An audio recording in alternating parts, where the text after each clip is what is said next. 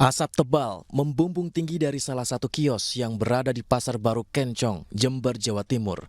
Asap beserta api dengan cepat membesar dan merembet ke toko-toko lain di sebelahnya. Warga dan pedagang yang berada di sekitar lokasi panik dan hanya dapat melihat kebakaran itu dari kejauhan. Beberapa pedagang yang kiosnya berdekatan dengan lokasi kebakaran berupaya menyelamatkan barang-barang dari dalam kios. Petugas pemadam kebakaran dan warga bahu-membahu memadamkan api. Namun api baru berhasil dipadamkan 1 jam kemudian setelah 6 unit kios ludes terbakar. Dari dalam, parfum, mainan sama kain. 1 jam lebih. Diduga kebakaran dipicu korsleting listrik di salah satu toko kain. Tidak ada korban jiwa dalam kebakaran ini, namun kerugian diperkirakan mencapai ratusan juta rupiah. Dari Jember, Jawa Timur, Bambang Sugiarto, iNews melaporkan.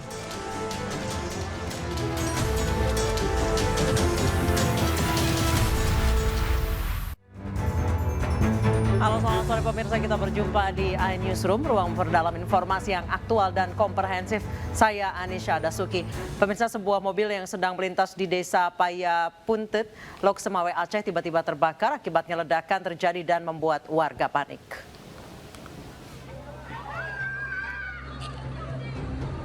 Ledakan sempat terjadi saat sebuah mobil yang tengah melintas di Lok Semawe, Aceh terbakar. Kobaran api yang tiba-tiba membesar membuat panik warga sekitar. Bahkan sejumlah warga berusaha menyelamatkan kendaraan mereka di sekitar lokasi. Diduga kebakaran ini terjadi akibat korsleting listrik hingga menimbulkan percikan api. Dampak kebakaran semakin parah karena ditemukan tangki minyak yang telah dimodifikasi yang mampu mengisi muatan bahan bakar hingga 150 liter. Saya bangun tidur, mandi. Di sini ada bunyi ledakan. Saya di belakang. Saya keluar di samping ini. Saya lihat orang lari. Dia keluar dari sini, dia lihat ini sudah terbakar. Akibat kejadian ini, sopir minibus mengalami luka bakar dan langsung dilarikan ke rumah sakit. Dari Lok Semawe, Aceh, Muhammad Jafar Yusuf, iNews melaporkan. 3 orang tewas di tempat dan 3 lainnya terluka setelah truk pengangkut bahan kimia yang remblong ditabrak pemotor di Balaraja, Tangerang, Banten. Seluruh korban dievakuasi ke RSUD Balaraja. Warahmatullahi wabarakatuh. Izin absen pagi sekaligus menginformasikan. Video amatir milik warga merekam pasca tabrakan beruntun yang melibatkan truk tangki pengangkut bahan kimia dan sejumlah pengendara sepeda motor di Jalan Raya Serang, Jakarta, Kecamatan Balaraja, Kabupaten Tangerang, Banten, Senin pagi. Para korban terkapar di jalanan menunggu evakuasi tim medis, sedangkan truk tangki dan sepeda motor rusak parah. Dalam peristiwa ini, 3 pengendara motor tewas di tempat dan 3 lainnya luka-luka. Peristiwa tragis yang merenggut nyawa 3 pemotor ini bermula saat truk tangki yang dikemudikan oleh Hadli melaju dari arah Balaraja menuju Cikupa. Namun saat jalanan lurus, truk alami remblong dan menabrak pemotor yang berada di depannya. Mengakibatkan 3 orang meninggal dunia di TKP, kemudian 2 orang luka ringan, 1 orang luka berat. Untuk pengakuan sopir sendiri ya memang ada kelalaian, tidak berfungsinya rem, namun kita perlu pendalaman lebih lanjut. Untuk kepentingan penyidikan, kini sopir truk diamankan di Mapolresta Tangerang dan para korban dibawa ke RSUD Balaraja, Tangerang. Dari Kabupaten Tangerang, Banten, Aimarani, iNews melaporkan. Anak berkonflik hukum AG divonis 3,5 tahun penjara karena terlibat penganiayaan David Ozora. Mantan kekasih Mario Dandi Satrio AG hari ini hadir di Pengadilan Negeri Jakarta Selatan. Sidang digelar terbuka namun dengan kapasitas terbatas. Namun AG tidak dihadirkan dalam ruang sidang.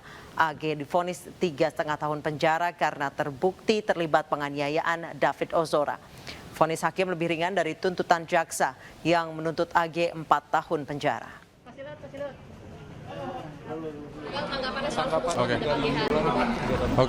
Assalamualaikum warahmatullahi wabarakatuh. Teman-teman, hari ini Ibu Hakim sudah menyampaikan vonis terhadap anak AG, yaitu seperti sudah tahu, kami menghormati putusan ini, namun kami akan berdiskusi dulu dengan pihak keluarga mengenai tindakan apa yang akan dilakukan.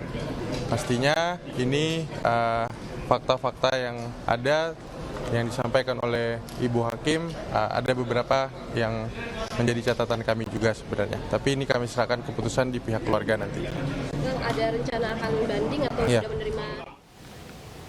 Polisi berhasil identifikasi 8 korban pembunuhan dukun pengganda uang Slamet Tohari.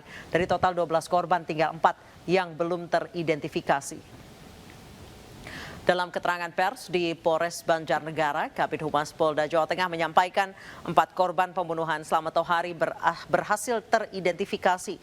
Mereka adalah Teresia Dewi, 49 tahun, Okta Ali, 13 tahun, warga Yogyakarta, Riani dan Suheri yang merupakan suami istri asal Lampung.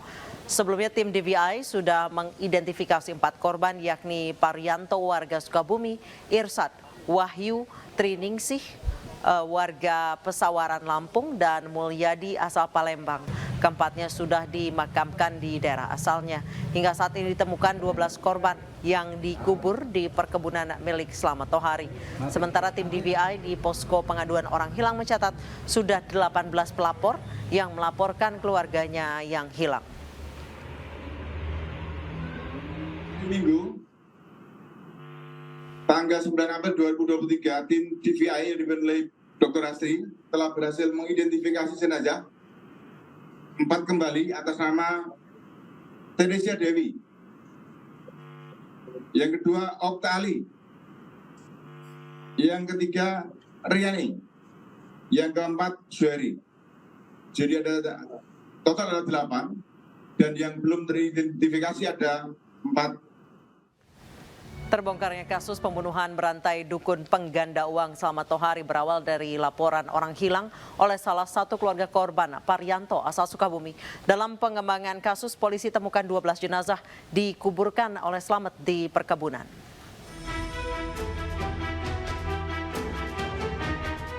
"12 jenazah ditemukan polisi terkubur di kebun milik Slamet Tohari alias Mbah Slamet di Desa Balun, Banjarnegara, Jawa Tengah.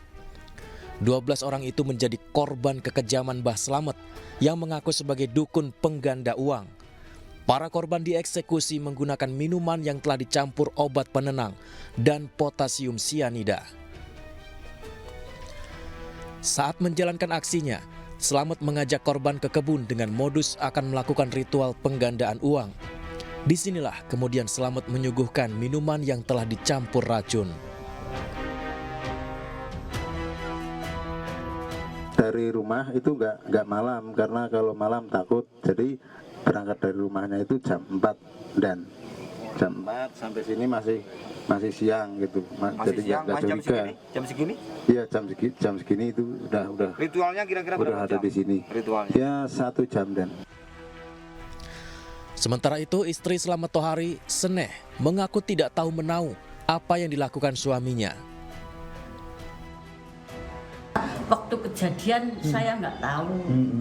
Ada tamu yang terakhir itu di Pateni kan nggak dibawa ke rumah ini. Saya nggak tahu. Ketangkep juga di mana juga saya nggak tahu. Udah lama kan nggak pulang. Terungkapnya kasus pembunuhan berantai dukun pengganda uang Tohari berawal dari laporan orang hilang keluarga korban Parianto asal Sukabumi. Percakapan WhatsApp terakhir Parianto dengan anaknya menjadi kunci. Parianto mengirimkan lokasi terakhirnya dan berpesan kepada anaknya untuk menyusul dalam beberapa hari ke depan jika tidak bisa dihubungi. Tim Liputan iNews melaporkan. Ketua Umum Partai Perindo Haritanu Sudibyo hari ini bersilaturahmi ke kantor DPP Partai Golkar Jakarta Barat. Kami akan hadirkan informasinya usai jeda berikut, tetap di iNewsroom.